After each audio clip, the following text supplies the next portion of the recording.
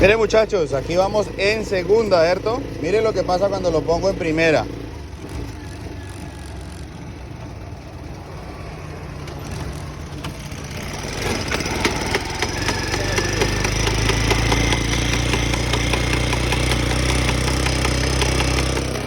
¿Escuchan ese ruido? Miren cuando lo paso a segunda.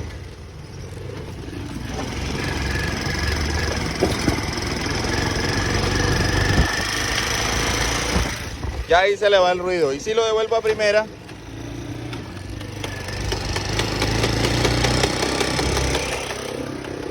cuando pasa así muchachos, siempre es que se parte el piñón de la primera. Acompáñenme a desarmar este carguero y ya les muestro.